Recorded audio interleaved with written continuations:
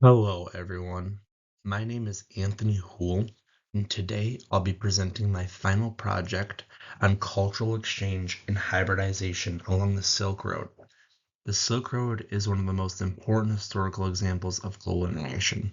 It connected East Asia, especially China, with Central Asia and the Middle East, and Europe for over thousands of years.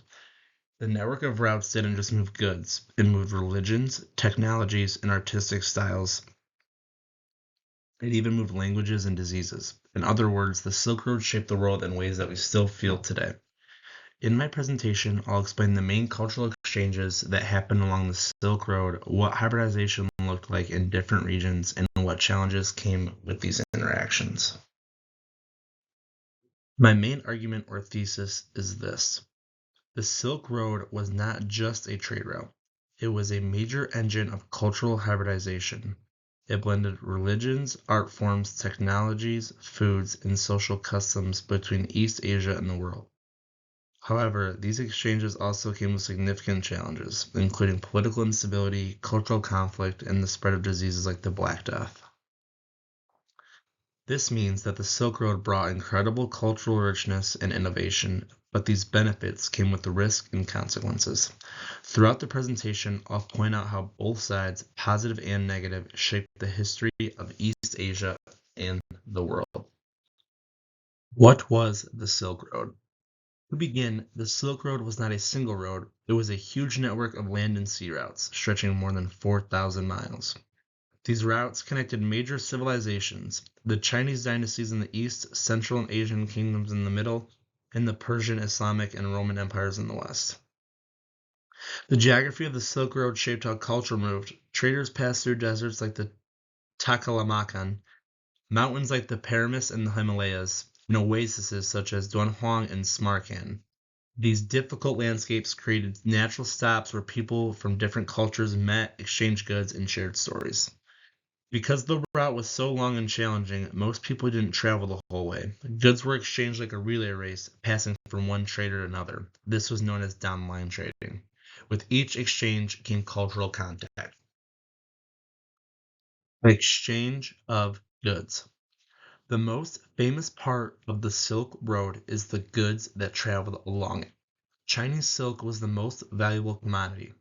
It became so popular in Rome that the Roman Senate once tried to ban silk clothes because they believed that silk made citizens quote unquote soft and it caused economic problems. But silk was not one of the many items. China exported tea, jade, iron tools, lacquer, and advanced ceramics. From Central Asia came the famous heavenly horses, which the Han Dynasty valued for their strength. Persia sent carpets, metalwork, and glass. India provided spices, gems, and cotton. The Mediterranean world contributed wine, gold, and artistic designs. What's important here is that each product carried cultural meaning. When a Roman wore Chinese silk, it changed their idea of beauty and luxury. When Chinese workshops copied Persian glass designs, they blended foreign styles with local traditions. This is cultural hybridization in action right in front of our faces.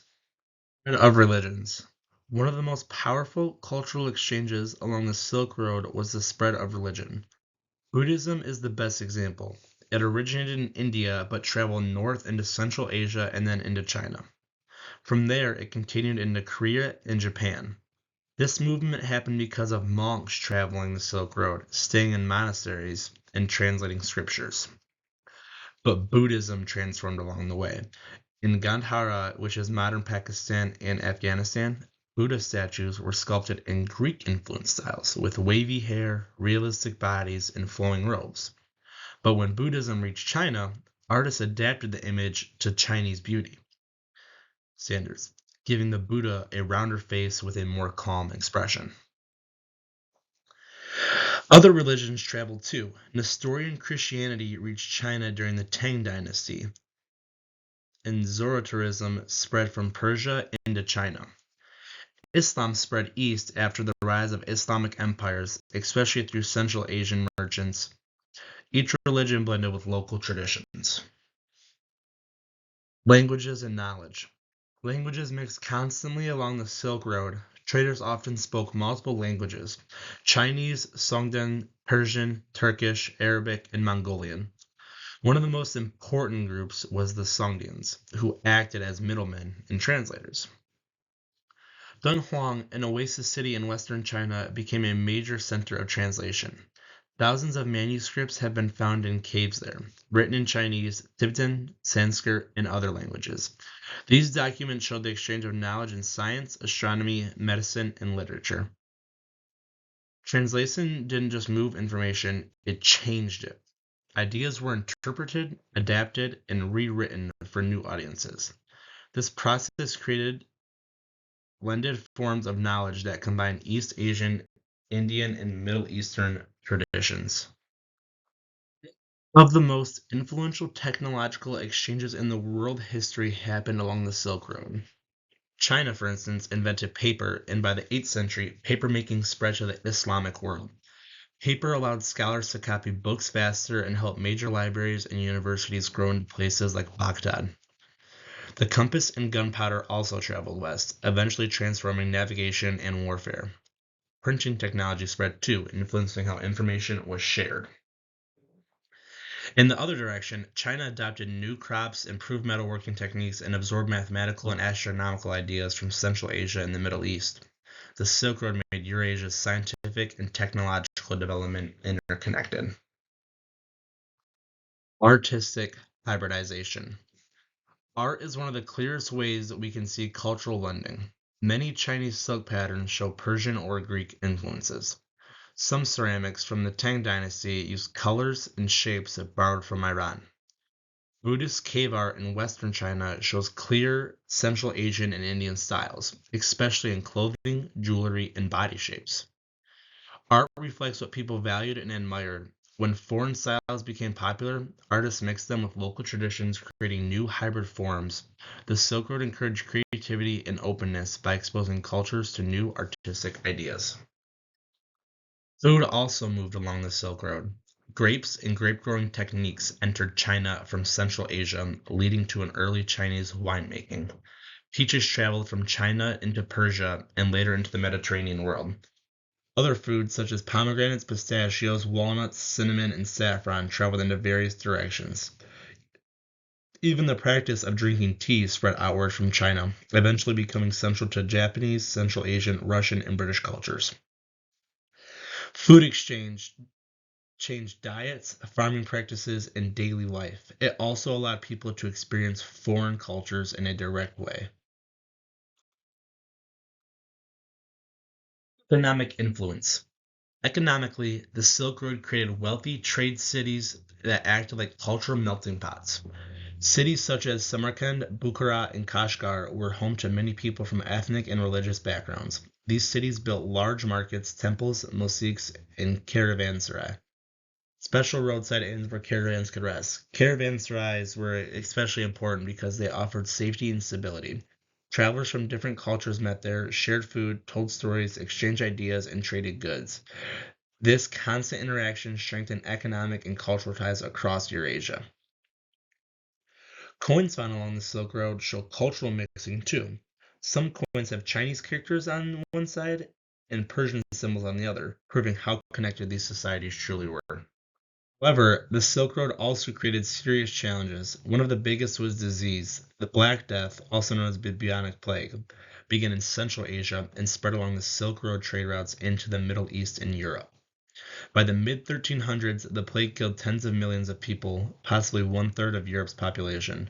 Trade routes made it possible for diseases to travel quickly through caravans, ships, and markets. This shows the double-edged nature of global connection. The same networks that move goods and culture also move pathogens. Political instability. One of the major challenges facing the Silk Road was political instability. Long-distance trade could only thrive when strong empires controlled the trade routes, kept bandits away, and provided safe places to rest. When empires collapsed or fought each other, the Silk Road became dangerous, expensive, or completely shut down. To understand this more clearly, it is helpful we look at a specific historical example from our IAH 204 class. The Mongol Empire and the Mongol Court. In the 1200s, The Mongols conquered huge areas of East Asia, Central Asia, the Middle East, and Eastern Europe. For the first time in history, nearly all major Silk Road lands were unified under one political power. This period is often called the Mongol Peace, or Pax Mongolica.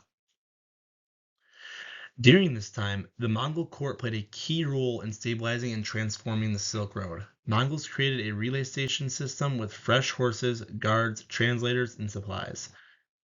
This allowed merchants, scholars, and diplomats to travel thousands of miles with safety and speed that had never been possible before. As a result, both trade and cultural exchange exploded.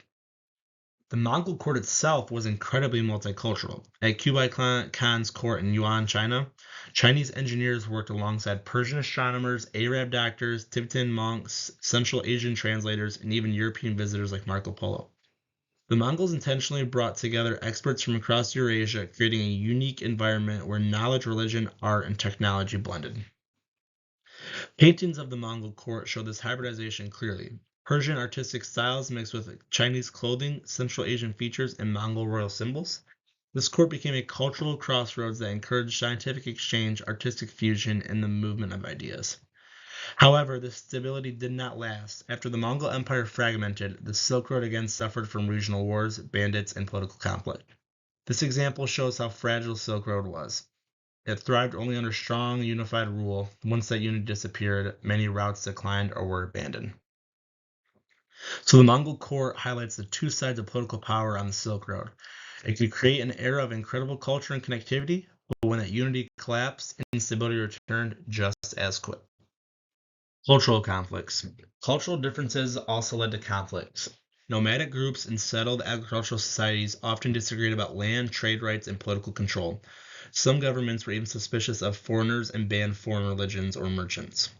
At the same time, these tensions often created blending. For example, Chinese dynasties sometimes adopted steep clothing, military tactics, and horse riding techniques from the nomads. Even conflict led to hybridization. The legacy of the Silk Road continues today. China's Belt and Road Initiative, often called the Modern Silk Road, aims to rebuild global trade routes linking Asia with Africa, Europe, and the Middle East. Like ancient Silk Road, it promises development, cultural exchange, and economic growth, but also brings challenges, including political tension and concerns about global influence.